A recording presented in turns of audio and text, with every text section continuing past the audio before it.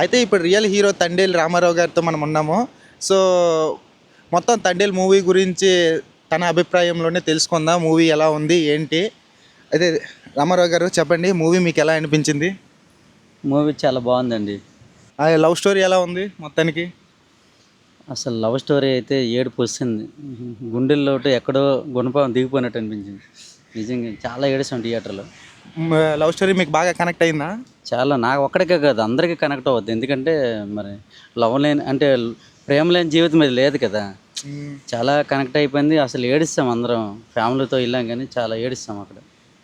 Thandel movie నిజంగా అది మీ స్టోరీయేనా? అందులో ఏమైనా మార్పులు చేర్పులు చేశారా? చిన్న చిన్న మార్పులు అయితే ఉండొచ్చు కానీ మేమైతే ఏం చెప్పాం అవన్నీ మూవీలో ఉన్నాయి.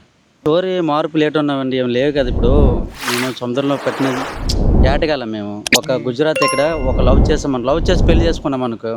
పెళ్లి చేసుకున్న తర్వాత అయినా గుజరాత్ వెళ్తాం, ఒక భార్యకి ఇక్కడ వదిలేసి మనం వెళ్ళిపోతాం ఎక్కడికో గుజరాత్ 9 నెలలు.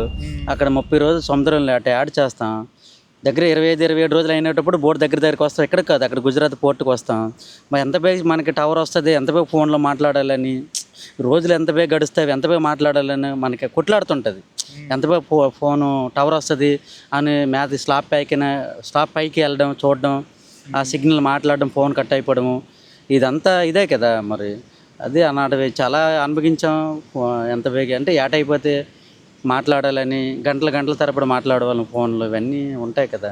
మరి అది పాకిస్తాన్లో వెళ్ళారు కదా, అక్కడ మీరు పడిన కష్టాలు ఏంటో చెప్తారా? అంటే అదంతా అక్కడ ఉండే రియాలిటీయా లేదంటే సినిమాలో చూపించినట్టుగానే జరిగిందా కొద్దిగా మార్పులు? పాకిస్తాన్లో ఏం జరిగిందంటే మరి ఏం జరిగిందో ఆల్రెడీ మూవీలో ఉంది కదా, ఇంక చెప్పింది ఇంకేముంటుంది. మూవీలో కాకుండా మీకు రియల్గా ఇంకా మూవీలో చూపించింది ఏమైనా ఉందా? మూవీలో మా జైల్లో ఏముంది అలాగే సేమ్, ఇంకా జైల్లో మాకు ఇంకేటి అంతే కదా. చెయ్యడం మిస్ అంటే రియల్గానే అలా పోరాడారా? రియల్గా అంటే మేము జైల్లో ఉన్నప్పుడు పాకిస్తాన్ ఖైదీలు మాకు ట్రోల్ చేసేవారు. మరి ఏ విధంగా? ఏదో ఇండియా అని అదే ఇటు చులకం చేసి అనేవారు. మాకైతే రక్త కణాలు అయితే సరసలాడేవి అంటే అనిపించేది. కానీ మరి తప్పదు, మరి కంట్రోల్ చేసుకున్నాం కదా. సినిమా కనుక ఫైటింగ్లో ఉంటాయి, మరి అంత ఫీలింగ్స్ అయితే మాకైతే వచ్చేది, వాళ్ళకి వేసాలు అనిపించేది అంతే. మన ఇండియాని చులకం చేసి మాట్లాడితే ఎలాగుంటుంది అన్న ఎవరికైనా. వాడతారు మనకి ఏం చేస్తాడు అనిపించదు. అవన్నీ గొడవలు ఏమైనా జరిగాయా అయితే జైల్లో? జైల్లో గొడవలు అంటే చిన్న చిన్న డిస్కషన్లు వచ్చేవి జైల్లో. లేదు, చిన్న చిన్న డిస్కషన్ వస్తే వాళ్ళు కానిస్టేబుల్ అంటే వచ్చేసి సర్దేసి ఎవరి రూమ్ కాళ్ళు వెళ్ళిపోయింది అని చెప్పేసేవారండి. అక్కడ పోలీసులు మిమ్మల్ని ట్రీట్ చేసే విధానం అంటే మన ఇండియన్స్ కదా, వాళ్ళు పాకిస్తాన్ వాళ్ళు కదా, మనల్ని బాగానే ట్రీట్ చేసేవారా? పోలీసులు అయితే పెద్దగా మాట్లాడలేదు కానీ పాకిస్తాన్ ఖైదీలు ఎక్కువ మాట్లాడేవారు. మీకు సినిమాలో బాగా నచ్చిన విషయం ఏంటి?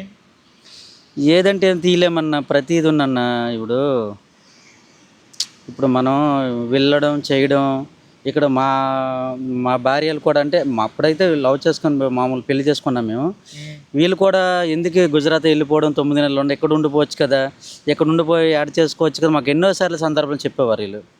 కానీ మనకి నమ్ముకొని 22 మంది ఉంటారు కదా, 22 మంది 12, 13, 15 అంటే జనాలు వెంటనే ఒక బోటుకి వెళ్ళి ఉంటారు. మనకు నమ్ముకొని ఉన్నారు కనుక మరి వెళ్ళక తప్పదు అని మేము వాళ్ళకి నచ్చ చెప్పేసి ఎలాగోలాగా వెళ్ళిపోయేవాళ్ళం అంతే, తప్పదు. మరి మీరు ఎప్పుడు తండేలు అయ్యారు? తండేలుగా ఎన్ని సంవత్సరాలు చేశారు? తండేలుగా 10 సంవత్సరాలు చేసాం గుజరాత్లో. 10 సంవత్సరాలు చేసాం. అంటే అదే వేట మన ఊర్లో ఎందుకు సాగించకూడదు? ఇది మంచి క్వశ్చన్. ఎందుకంటే అదే ఆట మన ఊర్లో ఎందుకు కొనసాగించలేదంటే ఇక్కడ బీచ్ ఉంది చూడండి. ఇక్కడ బీచ్ ఉంది కానీ ఇక్కడ కెరటాలు అలలు పెద్దవి ఇలాంటి తెప్పల మీద వెళ్తే వచ్చేటప్పుడు కానీ ఇలాగ బోల్తా పడిపోతున్నాయి. పడిపోయి కిందుండి ప్రాణాలు కోల్పోతున్నావు. మనకి ప్రాణాలు ముఖ్యం, బ్రతుకుంటే అంటారు కదా బలసాగి నేను బ్రతకొచ్చాను. సో అందుకనే ప్రాణాలు మనకు ముఖ్యం, కానీ వెళ్తుంటే చనిపోతుంటే వెళ్ళాం కదా. అందుకనే గుజరాత్ ప్రతి 15 కిలోమీటర్లకు జట్టీలు ఉన్నామన్న అక్కడ. ఆ 15-20 కిలోమీటర్లకు జట్టీ ఉన్నాయి. ఆ జట్టీలు ఉన్నావు కనుక అక్కడ వలసలు వెళ్ళిపోతున్నాం. అందుకని అంటే ఇక్కడ తెప్పల మీద వెళ్ళడం వల్ల ఏమైనా ప్రాణాల ప్రమాదమా?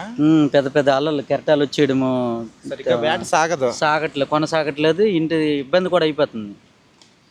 అంటే ఇక్కడే ఎంతో కొంత వచ్చినా సరే ఫ్యామిలీకి దగ్గరగా ఉంటాం, దూరంగా ఉండం కదా. సో మన చుట్టుపక్కల ఏరియాలో ఇంకే అంటే ఒక చేపల వేటే కాకుండా మత్స్యకారులకి ఇంకేదైనా చేసుకోలేరా? ఇంటి దగ్గరే ఉండి ఫ్యామిలీని చూసుకుంటూ బ్రతకడానికి మన మత్స్యకారులకు అలాంటి ఉపాధి అవకాశాలు ఏమీ లేవా? ఏం లేవు. చదువుకున్న చాలామంది ఇంటర్ డిగ్రీలు చేసిన వాళ్ళు కూడా చాలామంది ఉన్నారు. వాళ్ళకు కూడా జాబులు రావట్లేదు. సరిగ్గా ఇలాగే జాబులు రాకే ఓ కర్ణాటక, మలిపి, గుజరాత్, ఓ పోల్బందర్ ఇవన్నీ జట్టీల పేర్లేనండి అక్కడ. మలిపి, మడుపూరు ఎన్ని జట్టీలు అంటే మినిమం లెక్క పెడతాం 40-30 అని వచ్చేస్తామండి. ఆ 40-30లో ఇక్కడ మన ఆంధ్రప్రదేశ్లో ఏటి మన ఇదేటో నాకు అర్థం కావట్లేదు. కనీసం జట్టీలు కూడా లేవు. మన శ్రీకాకుళం జిల్లాలో ఒక్క జట్టి కూడా లేదు. లేదు ఇప్పుడు విశాఖపట్నంలో ఒకటి ఉందండి, చెప్తాను. విశాఖపట్నంలో ఒకటి ఉంది. విశాఖపట్నంకి మనకి 140 కిలోమీటర్ ఉదాహరణకి. విశాఖపట్నం శ్రీకాకుళంకి అదే 140 కిలోమీటర్లో గుజరాత్లో అయితే 5-6 జట్టీలు ఉంటాయి. చిన్నదానికి చిన్నవి, పెద్దదానికి పెద్దవే. సో ఇప్పుడు విశాఖపట్నంకి మన శ్రీకాకుళంకి సముద్ర ప్రాంతం ఏరియా మొత్తం 197 కిలోమీటర్లు. ఈ మినిమం లేదా 5 జట్టీలు ఉండాలి. గుజరాత్లో అనుకుని పోల్చుకుంటే అలాంటి ఖచ్చితంగా మేము వలసలు వెళ్ళాము. ఇక్కడే అందరం మేమే కదా, భార్య పిల్లలు కుటుంబం అందరితో ఉంటాం. మేమనే కదా మా మత్స్యకారు గారు 104 గ్రామాలు పక్క పక్కన ఉన్నాం. అందరూ ఇక్కడ ఉందరు కదా.